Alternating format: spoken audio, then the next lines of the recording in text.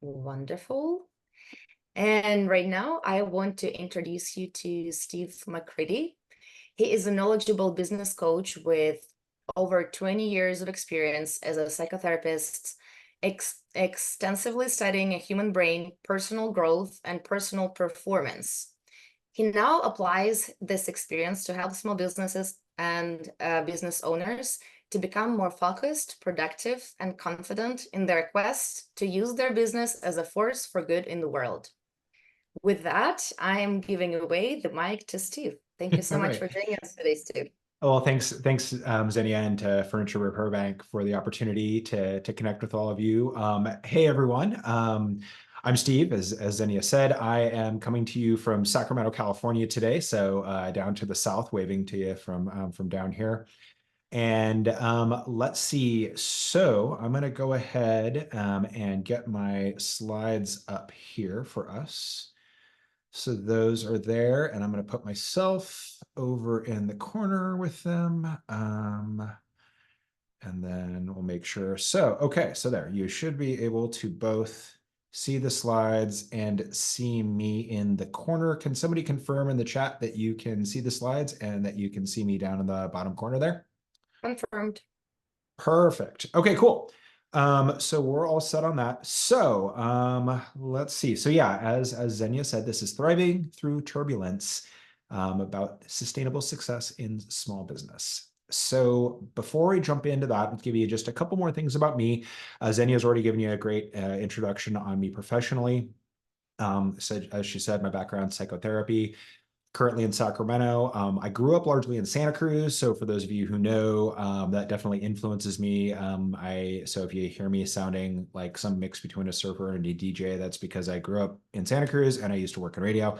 Also, I've worked in IT, so I've done a bunch of different things. But ultimately, this work is really what I found is the thing I most really love and find fulfilling. I love helping give people tools, knowledge, information that they can use to be able to empower themselves, to know their brains and master their minds more, to be able to do bigger and better things in the world. And I especially enjoy working with small businesses. My father was self-employed for the latter part of his career, and I really saw a lot from that.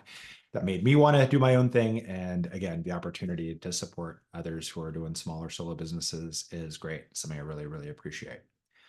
So let's see. Give you a quick roadmap for today. We've got three main areas we're going to cover. One of those is about building resilience. Small business it's a long and difficult journey and doable, but definitely making sure you set yourself up for sustainable success is important. So that's one area we're going to talk about.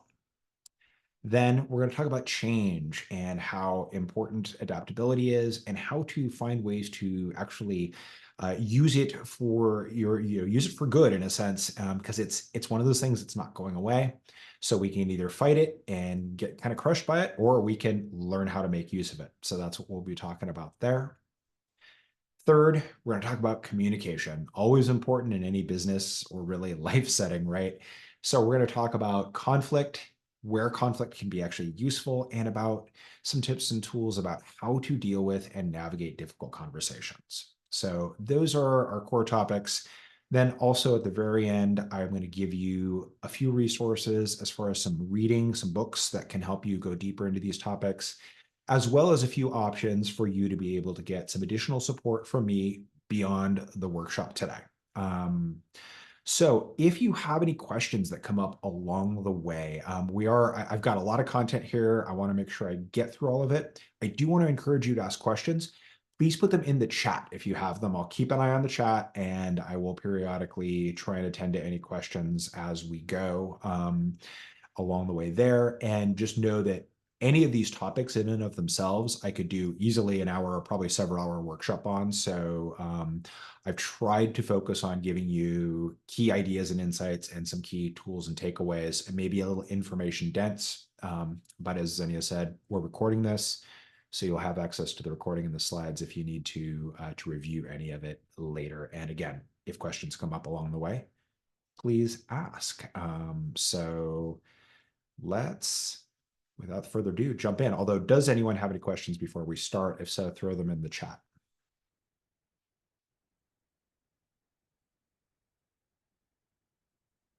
I'll keep an eye on as we go. All right, so let's start with resilience and building resilience for the small business marathon.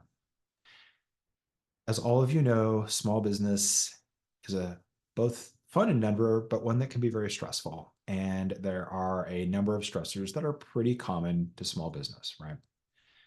Finances, obviously, how are we going to pay our bills? Do we have enough cash flow? All of that. Finding new business to make sure we've got ongoing and sustainable cash flow. How do we maintain the business that we have and take care of our clients? There's the long hours that often go with it. The difficulties in managing growth. If you grow too fast, that can cause problems. If you don't grow enough, that can cause problems. And then I'm sure you've all had the experience of having to wear more than a few hats and juggle all of that. So the net, of course, is it can be pretty stressful. And in addition, there's probably some other stressors that any of you have experienced as well. If there's any of those you'd like to share, go ahead and drop in those in the chat for me. Other stressors that you find in this endeavor of running a business. So those are things that are kind of inevitable parts of business. And we can't necessarily prevent them, but what we can do is we can work on dealing with them better. But before we jump to that, I want to talk about how these stressors can impact us and why it's so important to be mindful of them and how we navigate them. So, stress impacts our focus, it impacts our productivity, it makes us less creative. We end up having more problems, mistakes, errors, and accidents, and that sort of thing. Leads to conflict. You've probably had that experience of having a rough or busy or stressful day and having that show up either in maybe conflicts with your team at work or with your partner at home. And the combination of all of these things is very difficult for obviously a number of reasons, and it can lead to, over time, health issues and burnout. And here's the key thing I want you to understand here is this builds, we end up with a downward spiral of sorts. So let's just say, for example, you have a stressful week. So you're maybe less productive because you're tired and you've been working too hard and there's more mistakes. And so it takes you more time even than you'd already spent to do or allocated to do the work that you do. So you end up having to do more work, which means you're more tired. And because you're more tired, you're less productive or making more mistakes. And as you can see, this is the kind of thing that for us can lead to a downward spiral, basically, where the harder we work, the less effective we are. And that is a cycle that is what eventually leads to burnout and collapse. And some of you may have experienced that in different forms, seen it happen to other people, and are worried about how do I avoid that, right? How do I build something that is more sustainable? And that's what we're going to talk about now is really how do we build sustainable, manageable performance over time. And so humans, we're at our best. In fact, this is the only way we seem to work sustainably well when we alternate between periods of effort and periods of recovery, right? So work, rest, work, rest. We see this on a day-to-day level with doing our work and our day-to-day stuff, getting some sleep. On a bigger level with maybe work, vacation, that sort of a thing. And it's an essential thing. Again, if we don't have it, we're going to burn out. So I want to give an analogy here. If you have ever gone on a long road trip, you know that with your car, periodically you have to stop and get gas, right?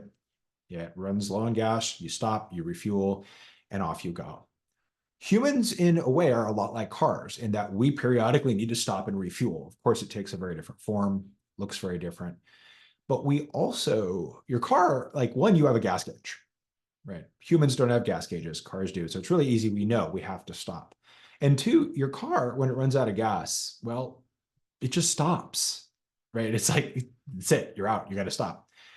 Humans don't behave like that. When we are running low on fuel, what happens is we behave kind of more erratically. We might be more irritable, or we might be, less efficient, make more mistakes, as I talked about before.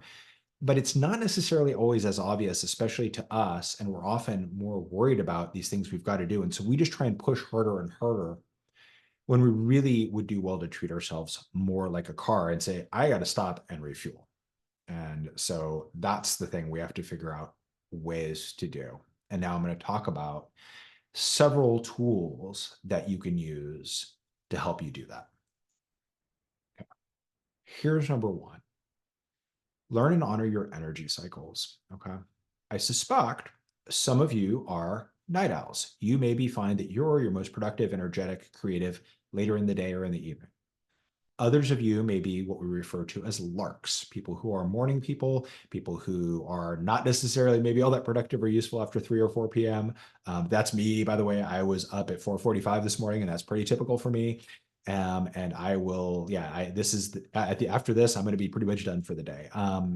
And this is a thing we understand that humans vary like this. And when we are mindful of that, and there's also smaller ups and downs during the day, it allows us to optimize our day and optimize our energy. And so learning to recognize that, and to the extent that you can, obviously there can be logistical issues, business issues that get in the way, but trying to figure out how do I structure my work and my day to align with my energy flow is a way we can get more out of our day and really, again, make better use of that energy that we have. Another one, physical self-care, really straightforward. We all know this, exercise and sleep. I want to talk about these in a little bit more depth. Exercise, I'm not even talking like doing, working out or whatever. I mean, that's great. But even taking little breaks to do something like going for a walk, go take a 15-minute walk in the middle of the day, something like that is actually really helpful, both for recharging ourselves physically, but also for giving our brain a little bit of space, right? So when you do that, you can, if you want to listen to some quiet music, fine, or just go and walk and don't have your phone, just kind of be. It helps your brain to have some space to kind of process things, and it gives you a little bit of a physical space to recenter yourself. And we know that exercise in any form does really help from a physiological standpoint to center and ground us. So that can be really helpful. Now, I know time is often a stressor, and I don't have time for that. Well, if you're somebody who has meetings, here's another way to do it. For some of these meetings, do them while you're walking. Go for a walk with the person if it's in person. If it's not, do it on the phone and go for a walk. I do this with a lot of my clients, and it's great because when you're moving, you're getting the exercise, but it also turns out that dealing with difficult and uncomfortable conversations is easier done in that kind of a format. We are more creative in our ideas, our brains work better. And so it becomes actually kind of a cool win-win that gets us out of the office, gets us moving, gets us some exercise, and can actually facilitate our interpersonal relationships. So in a sense, we could call it a win-win-win. Now, to talk about sleep real quick, the biggest thing I want to talk about here is quality of sleep. Quantity, we all know the guidelines there. But what I see is a place where a lot of people struggle is setting themselves up to have quality sleep. And it really is about this. Our bodies need to kind of gradually wind down in the evening to get ready for sleep. And so there's a lot we can do with our environment, whether it's changing how the lighting is in our house, the level of stimulation, the sort of things we're watching, we're doing, the type of sound that we have. I like to put on some kind of quiet instrumental music when I get into bed to read, that sort of a thing. And really just helping to tell our body, okay, it's time to be winding down. Because when we are overstimulated, which in our world is very stimulating, and we just kind of try and cut it off, the reality is we might go to sleep, but our brain isn't really in as restful a space. And so the quality of the sleep is going to be significantly impacted. And so if you're getting 8 hours and not feeling rested, that might well be why. And so think about what can you do to your environment to prepare for sleep for an hour or two beforehand. One other one also is being careful about what you drink or eat, right? Limiting caffeine intake, often even back as far as early afternoon is what a lot of people recommend. Being careful about not eating too close to bed. So that is another thing that can help and really can make a big difference. Because again, when you're well rested, you're setting yourself up. It's the difference between a rest stop where you fill the tank up all the way and a rest stop where you fill the tank up halfway. Now let's talk about emotional self-care and some strategies there. Again, meditation, I'm not going to get into that. Can be very useful. It's a great tool. If you've struggled with it or not sure how to approach it, there's two great smartphone apps, Headspace and Calm, that I always recommend. They can be helpful. There's a ton of research showing its benefits. So enough said on that one. Journaling, I think, can be powerful as a place to take all the thoughts and noise that's in your head and to download it out of your head, right? To give a space to just get it out. And so it can be powerful there. People often overthink journaling, like, well, what am I supposed to do? How am I supposed to do it? It can be as simple as sitting down at a given time periodically and just asking yourself, what's on my mind, and letting whatever is there come out. That's fine. Support systems, super important. Friends, family, being able to connect with people who you care about, to share what's going on, so you're not alone in some of these struggles. Having other folks, so small solo business owners who are on a similar journey, super powerful, because as you've probably experienced, not everyone gets it. In fact, a lot of people don't. And so having people who do, who you can talk to, can be really helpful as well.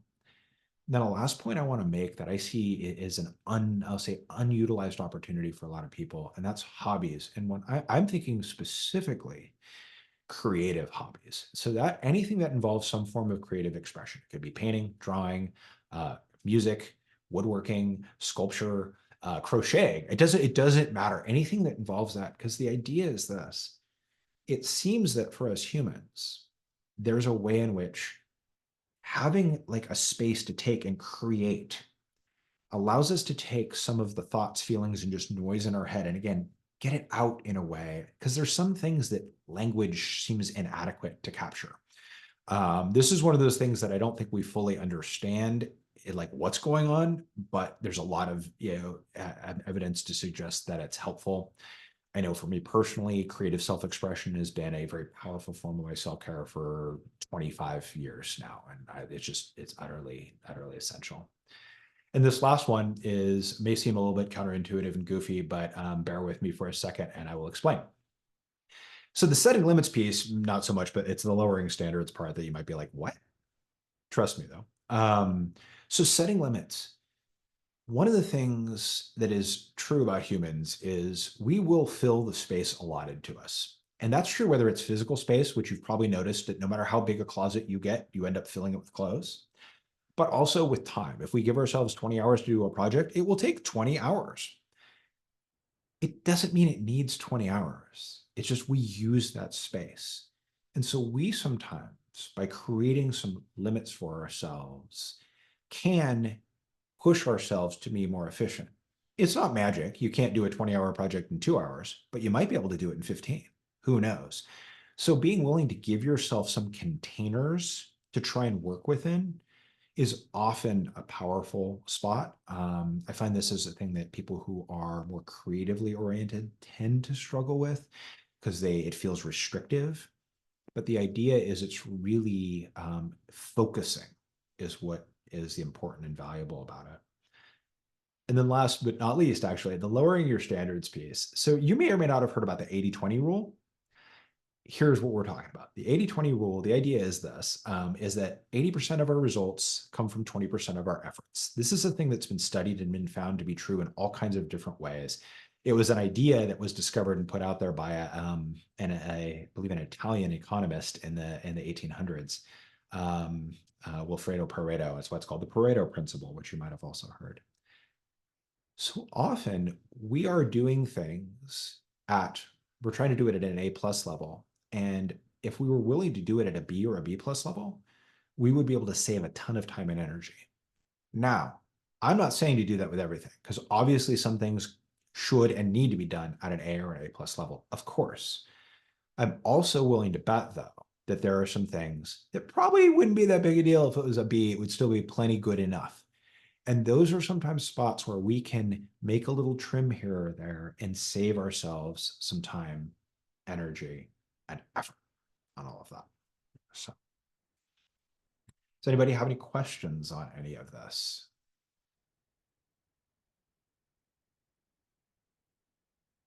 I want to give you a little exercise to take and think about for a minute here.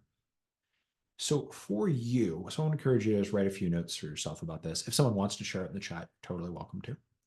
But for you, I want you to think about like things you can do as far as building a sustainability plan, we'll call it. And so a couple questions. What are things that help, what helps you to feel recharged? What helps you to recover from a difficult or stressful week? That's one. And then two, thinking about the things that I shared in the last slides, what might be some elements of that that you could try? I'm going to say try or do or experiment with.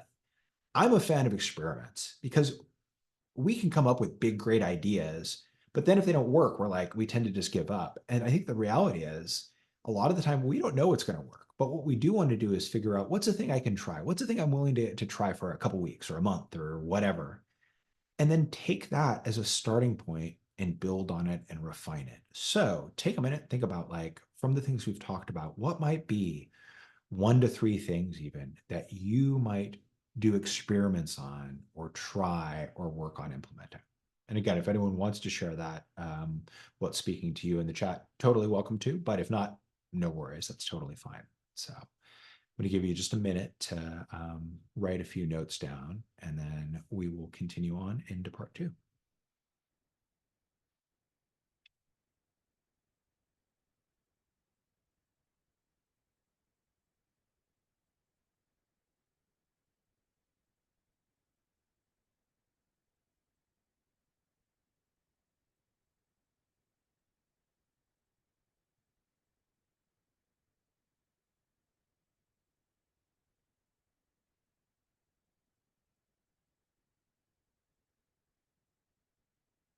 All right.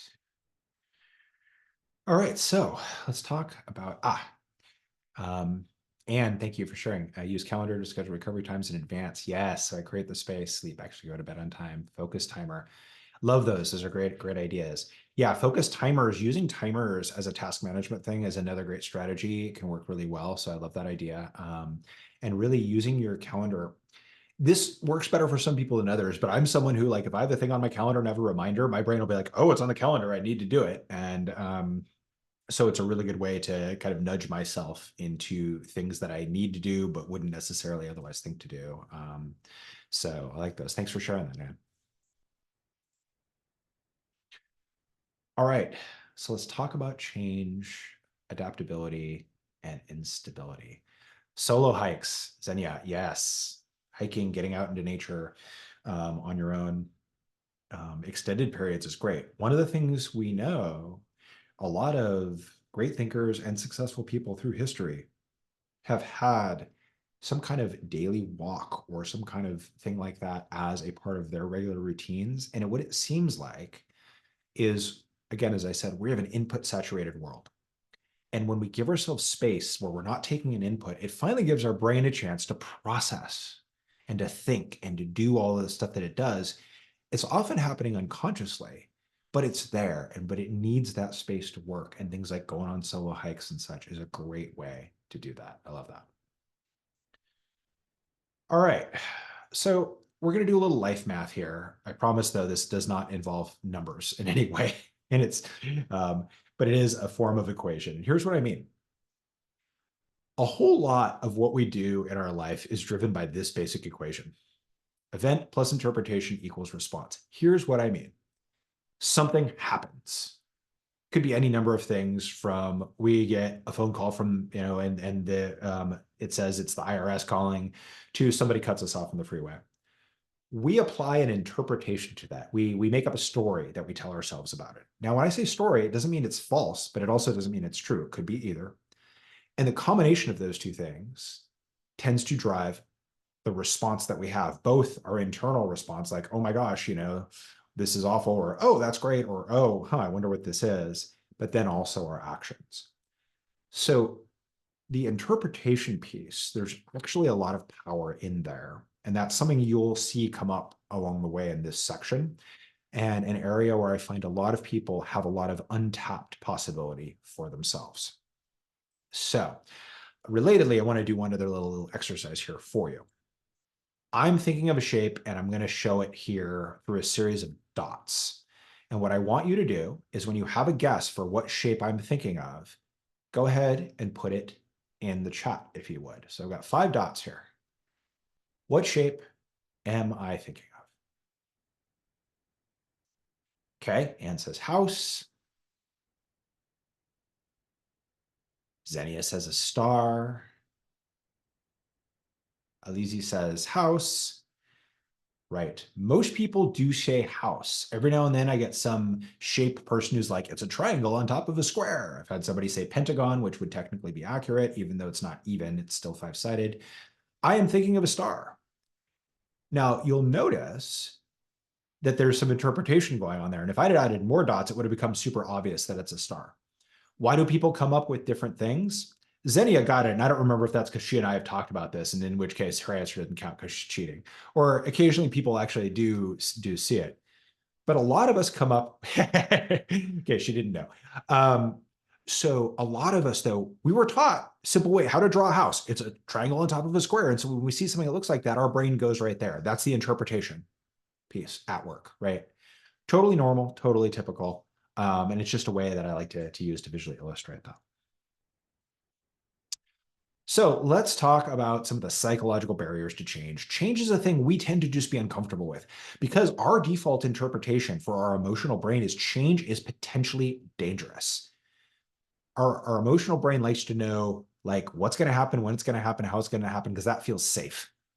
Change is like, it's a little bit more unknown. And so there are some ideas here, some things that come up for us that really cause problems. One of those is, again, fear. The unknown, there can be a tendency, at least for part of our brain, to interpret it as potentially dangerous or threatening. Okay. Then there's this thing that's loss aversion. Again, our brains are wired to value things we have more than things we don't. It's like there's the experiment that gets done on all kinds of things from like basketball tickets to coffee cups, where they'll ask a group of people who have a thing how much they would sell the thing for, and then they'll ask people who don't have the thing how much they'd buy it for. And the people who have the thing always want way more for it than the people who would be willing to pay, which may explain why you see some of the issues that happen around things like Craigslist and stuff, people buying things. But the point is, when we have something, we attach a certain value to it that may or may not be objectively there, and that may or may not be seen by others. And that can be true about habits and routines and ways of doing things. It doesn't mean they have that value. It means we're assigning that value. Then there's the good old sunk cost fallacy. And that's the thing where basically the more we've invested in something, the more we feel attached to it because we've invested all this in it, right? Well, I've invested, 3 months in this project. I can't quit on it now. I've got to, or I've at least got to give it another month. And then it's 4 months. So why not 6 months, right? I like to call it the waiting for a bus problem because it's the same thing. You wait 10 minutes. You're like, well, what's another 5? Oh, what's another 5? And then you end up waiting an hour for a bus that never comes when you could have walked in 45 minutes. It's a real human trap, and it's because of how our brains work. We are wired that way, but we can learn to watch for these things, catch them, and work around them. At the end of the day, again, it comes back to this fundamental story that part of our brain likes to tell us is change. Well, that could mean loss and or some bad things happening, and so it's like, so that fundamentally makes an environment where things are changing one that can be uncomfortable if we're focused on that part. Now, there is another perspective, and that perspective is possibility, right? When we're making change, there's new possibilities. We're building something new. We could take some things that weren't working and make them better. So that's there too, but that's not what we default to because our brains are wired towards survival and towards erring on the side of focusing on threats versus possibilities. And that's great for survival. It's not necessarily great for things like building and navigating success in business. So let's talk about how we deal with the stresses that are inherent to change. There are a lot of them. Part of this is just understanding and watching for your fundamental story about change. Do you see change as bad, good, great, mixed, whatever?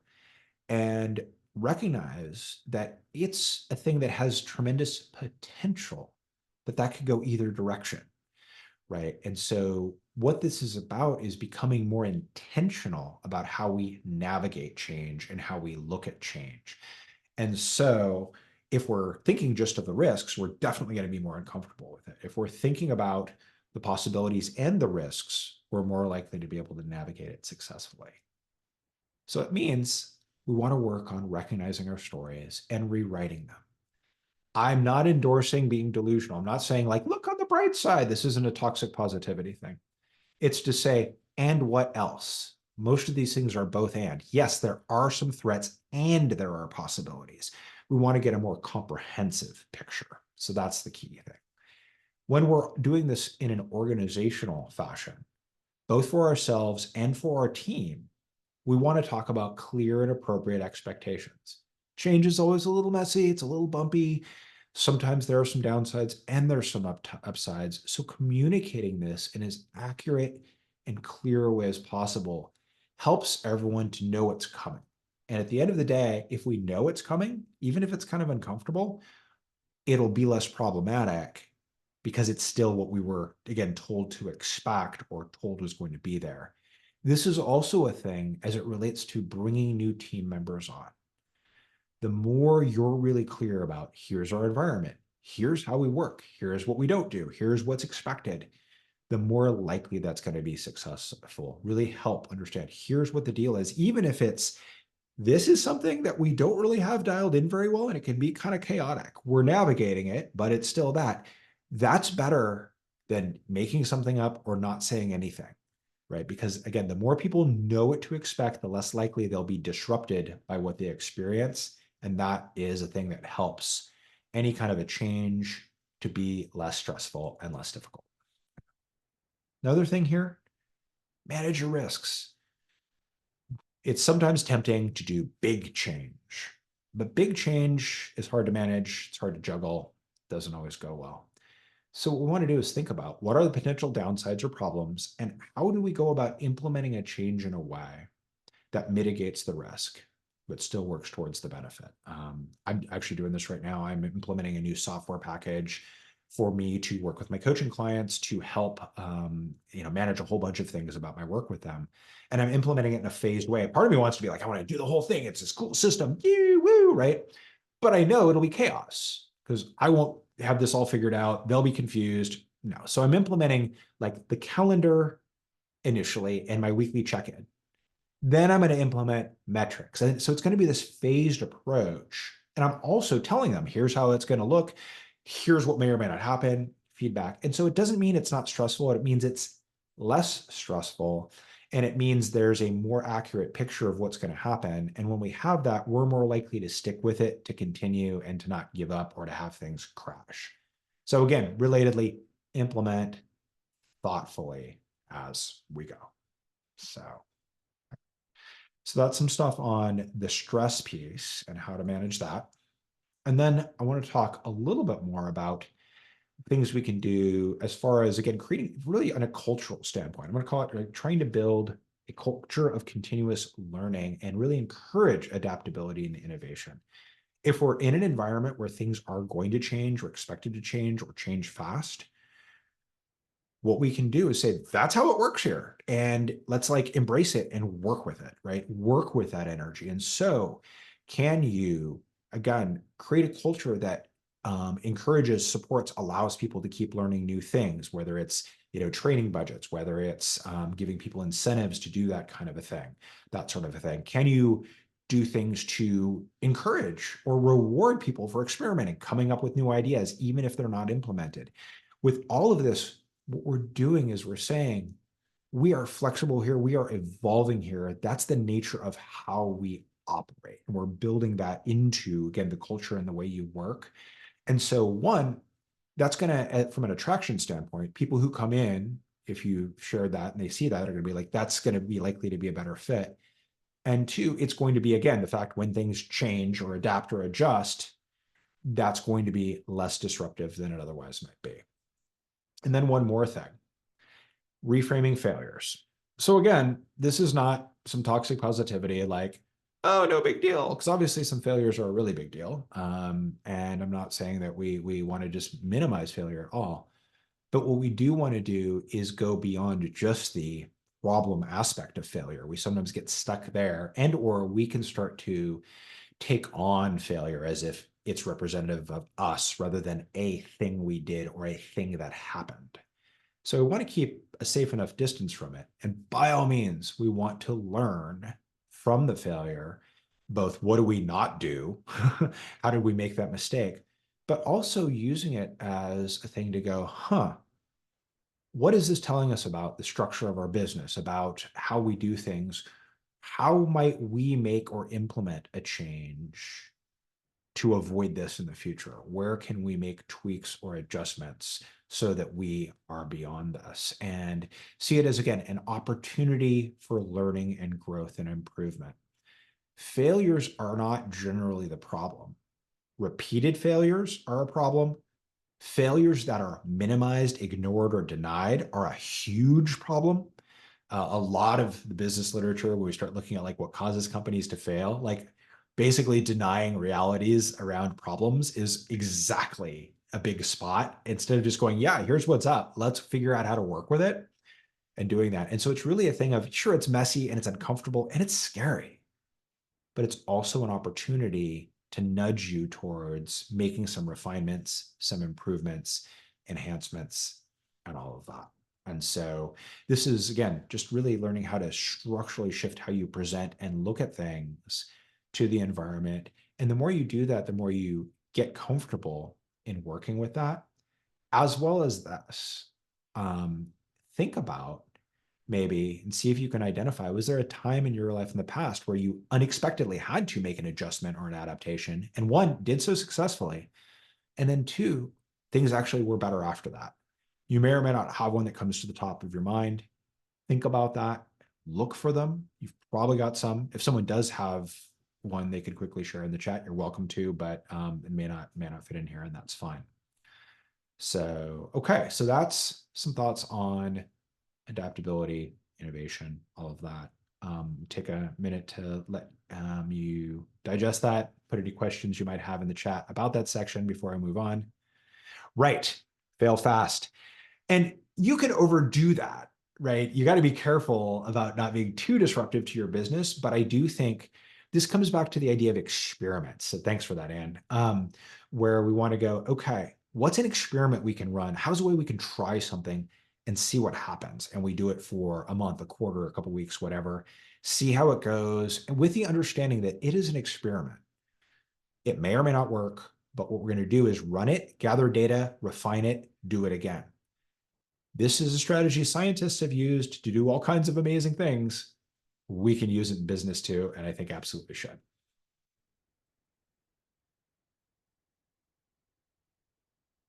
All right, so let's see. I'm checking my time. Got about 20 minutes left here, so I'm right on schedule, which is good. We can hop into our last section here. Let's talk about communication and conflict. I suspect if I were to survey y'all who likes conflict, there probably wouldn't be any raised hands. I know very few people who do. I even, back in my therapy days, I used to work a fair amount with attorneys, and even litigating attorneys, like literally who spend their days in court arguing, hate conflict, it turns out. They're very conflict avoidant outside of that. I was very surprised to discover that. And like, but they're really, really conflict, and those difficult conversations is so important, right? So why are we like, well, it's really important, it's really valuable, like what's the deal? Well, again, we're wired to be concerned about it because it raises the threat of loss, right? We have very primitive wiring that is basically tells us it's a problem if you are out of the pack. And once upon a time, that was true from a safety and survival standpoint. Ironically, it's not a great marketing strategy. You actually need to stand out. But the point is, we see conflict as a risk of loss, disconnection, bad things happening. And so again, that focused on the threat, the danger, and all of that, the interpretation, here's our math again, is that, and so we're like, oh, it's bad. But we don't always see that there's also some possibilities that come there, right? It gives us an opportunity to understand a new perspective, to get some new ideas, to maybe refine, find some nuance in our position, to broaden our understanding of something. So I would argue it's not inherently good or bad. It's uncomfortable, and it's really, really important for sure, but it's not necessarily good or bad. So again, remember, event plus interpretation equals response. And so if we see conflict interpreted as important, and something that is we want to handle cautiously and carefully, that's different than, oh, it's dangerous. And that will change how we respond. And so that simple shift, even at the get-go, helps us to engage conflict, sorry, in from a place of less tension. And that changes our voice tone and all kinds of things there. So one other example on the actually, I'm going to skip that for time. We've already talked about it. Just think about, again, this question of what's the story I'm telling myself about this thing? And really starting to keep looking at that is so important. So let's talk about perspective. When we can get a different perspective on something, it opens our minds to new ideas and possibilities. But to do this, we often have to be able to change how we're looking at something. So sometimes that's zooming out, trying to find the big picture versus the narrow thing we're focused on, or looking at it from a different angle. How is this thing actually good? How is this thing actually bad? Where is the opportunity? Where is the risk, right? These are all alternate sides. And often the key is looking at the perspectives beyond ours. It's not invalidating ours. Again, this is not an either or. It is often both and. So the classic example on perspective, of course, is the glass half empty or half full? To which I like to say, it's actually entirely full. It's half air and half water.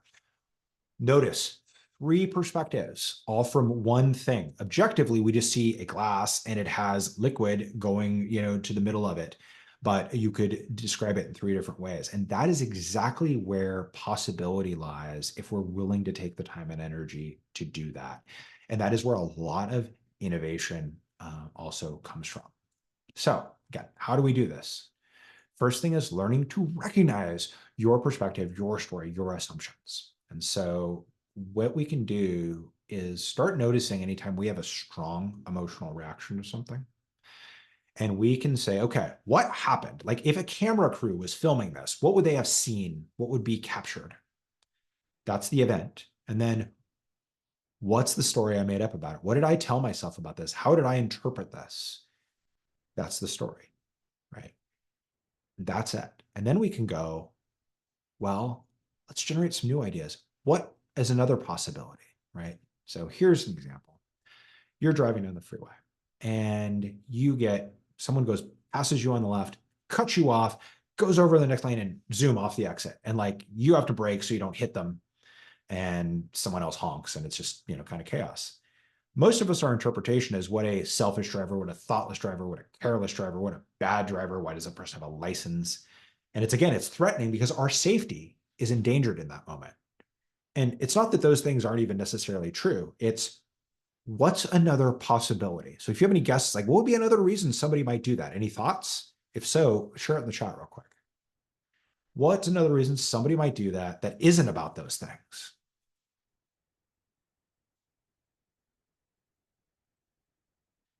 What if rushing to the hospital? Exactly. Yeah, I was like, what if their wife's in the back seat in labor? Or what if somebody's bleeding? I mean, who knows? Any number of things. Again, it doesn't mean it was oh, it's fine. It means there's more to the story. And our willingness to work on finding those other perspectives makes all the difference in being able to engage and work through conflict constructively. Okay. So questions we can ask ourselves: why else might that be happening? What's another reason they might have done this thing? Right. So those are really, really important and valuable things to do. Now, by the way, all of this is harder when you're stressed. So to tie back to our first thing, right? This is what part of why stress management is so important. When we're feeling less stressed, we're more able to engage in these sorts of reflections and things that we need to do. All right, so let's talk about some strategies here about communicating better. This is a huge, right? Such a huge topic, but these are some basic core ideas that I think are really powerful starting points and will get you pretty far. It's a little bit of an 80-20 thing. First, and those of you who are familiar with Stephen Covey's work will recognize this idea: seek to understand first and to be understood second. Often people in arguments get caught in fighting over who gets heard first. Who cares as long as everybody gets a turn? You can go a long way in navigating conflict by being willing to be the listener first. Find out Where's the other person coming from? And seek to understand it. Note I'm saying understand, not agree, not validate, understand. Okay. So you want to listen, you want to ask questions, ask more questions. Questions like, and what else? Oh, can you explain how you came to that conclusion? Okay, what's driving that perspective, etc. And when you're doing this, really listen. A lot of time we do and you may have experienced this and you know how it feels. Like when you can tell they're just waiting for you to stop so they can jump in. No, listen, don't wait to talk. Okay. That's hard, but important. Check your understanding. So you've heard of active listening, probably. That's what I'm talking about. But active listening is not repeating back the words the other person used at all. It is sharing your interpretation of what they said. Okay. So it's not, yeah, just parroting the words back. And this is an area where people, again, don't always do the work, but it's really, really important. And this is a spot where what you'll notice as you're listening is you're hearing the words they say, and then your brain starts to attach other stuff to it. There's your interpretation at work. And when you share that back, then you can start to share that. And that's going to start to bring that out. And it's going to open the possibility or the door for clarifying and identifying misunderstandings, right? Someone says, I think we should increase production by 20% or whatever random thing, right? And you're like, you're saying we're not working hard enough. No, that's not necessarily, I mean, they might be saying that, but that's an interpretation, right? So that's a really, really crucial spot we want to check, because if you're not understanding the thing the same way, there's literally no way you're ever going to sort through a conflict, right? It's just because you're not even, again, you're not having the same conversation. And this is where so much conflict really just goes off the rails and where a lot of it lives, frankly. This one's really valuable where you can. Try and find common ground. It'll help the conversation. It doesn't mean you don't have points of disagreement that you need to negotiate through, and you might need to, make some deals around or what have you, or again, argue about. But if you can find some common ground and you can understand, we're fundamentally trying to get at the same thing. We're fundamentally trying to achieve the same goal. And so this is often about looking at the destination and really focus on that. Where are we trying to get to here? Are we in agreement about where we're trying to go? Get that dialed in. That again helps to see that this person isn't necessarily an enemy or an obstacle. They're just someone who's coming at it from a different way and may actually be an asset because they may be able to see some things you're not, or offer some ideas that you hadn't, and you might be able to do the same for them. So this is a really powerful one. And always, again, seek win-win. It's not always possible. Sometimes we have to do no deal, but seek win-win. We know that operating from a win-win perspective as much as possible is fundamental to successful relationships that go long-term, whether it's romantic relationships, whether it's business partnerships, doesn't matter. Another one, problem, not person. Here's what I mean.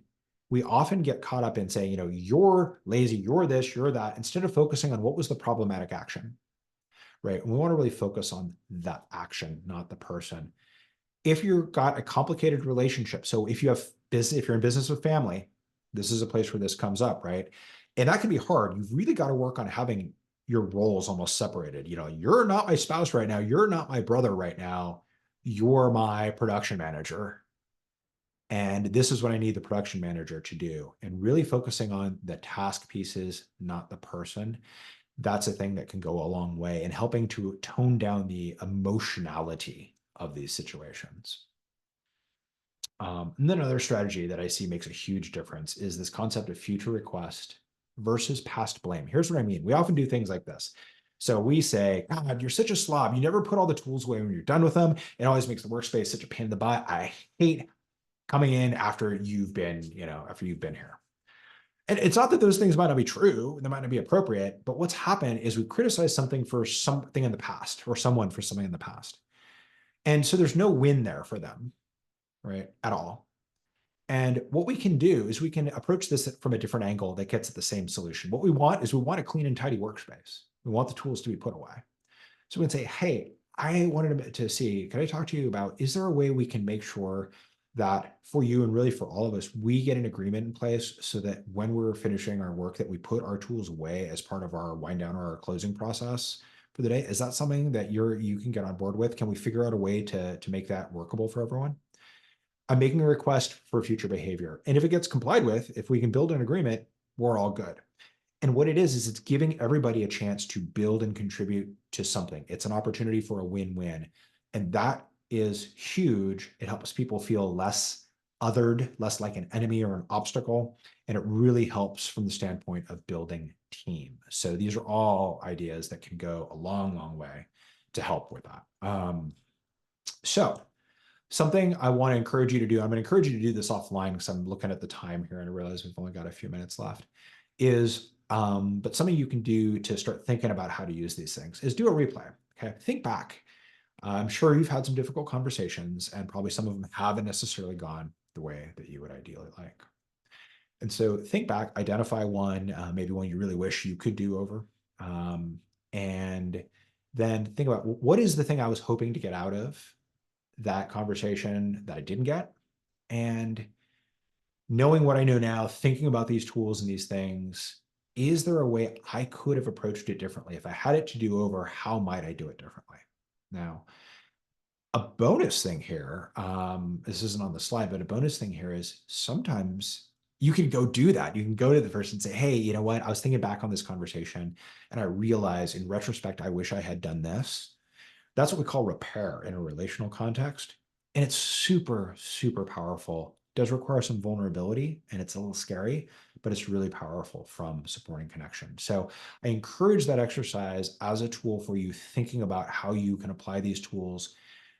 The way we get good at this stuff is not always by doing it in the moment. It's by looking back at something we messed up, a mistake, a failure, to go back to that piece, and then going, okay, how can I learn from this? How could I have done it differently? Is there a repair here? And as we do that, that helps us think about these things more. And that's a really powerful strategy for us to go forward in applying these skills. Okay. All right. So one last call for questions, if there's any that have come up here, and then I'm going to touch on a few little things as we wrap up.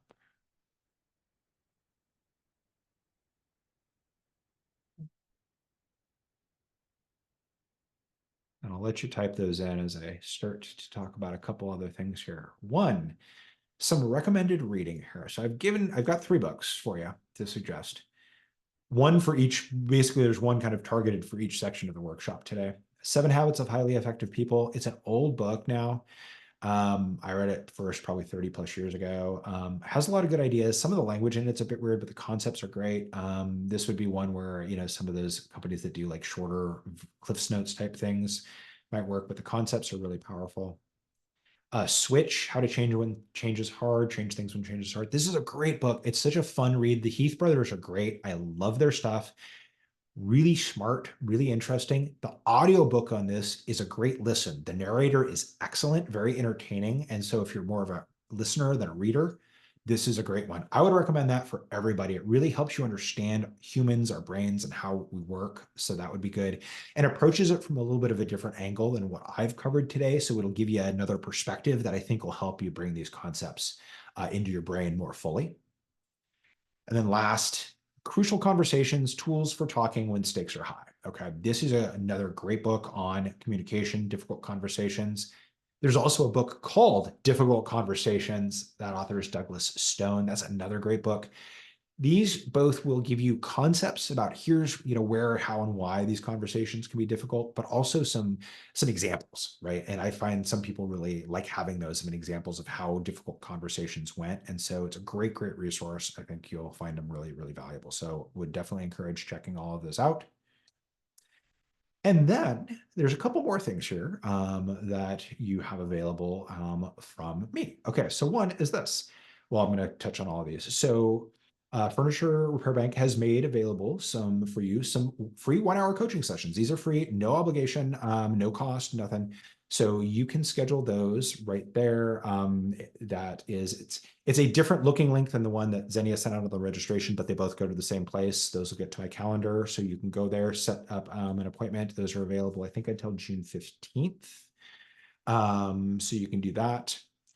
If you want to get something in your inbox on a daily basis, that's a little bit of insight, not so much insight, wisdom, suggestions, ideas, tips.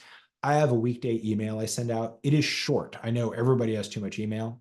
often these are like 50, 80, 100 words, almost never over 200. So it's really just to give you one thing to think about or look at. So if you'd like to get some of that in your inbox, you can sign up for that at stevemccready.com daily.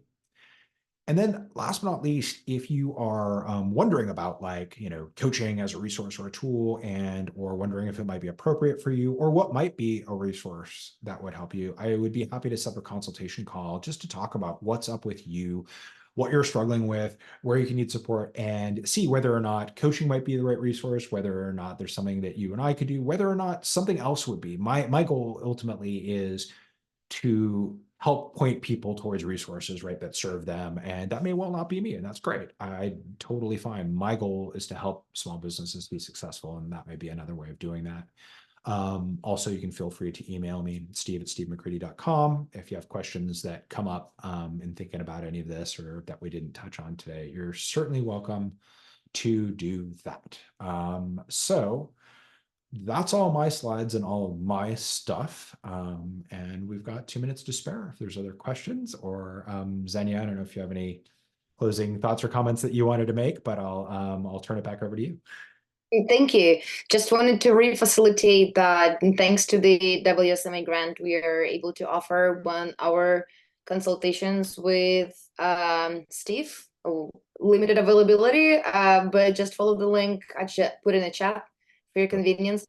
That call, and as Steve mentioned, we got it covered through June 15th. So sooner you get in, better it is. And first come, first serve. Right. And I will say, if for some reason you can't find a time that works for you, please do reach out and email me. I do want to make sure if you want to take advantage of that, we'll find a way to make it work. I should have pretty good availability at the moment, but if I don't have time that works for you, yeah, definitely reach out. We'll make sure we get some space in there for you.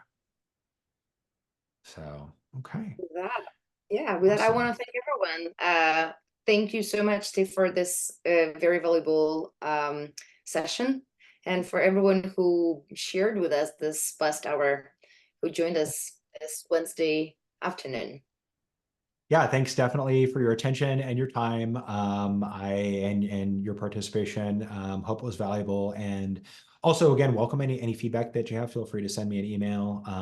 It's always helpful for me to know what's useful or not so useful for folks as I'm doing this. I normally like to do these things in person. It's a lot easier because I can tell kind of what's going on. Zoom's a little bit weird for doing it that way, but obviously that's the thing that made more sense here. And so totally happy to do that to make sure we can give you this information. So anyway, so thanks again. And I'm sure I'll be talking to some of you soon.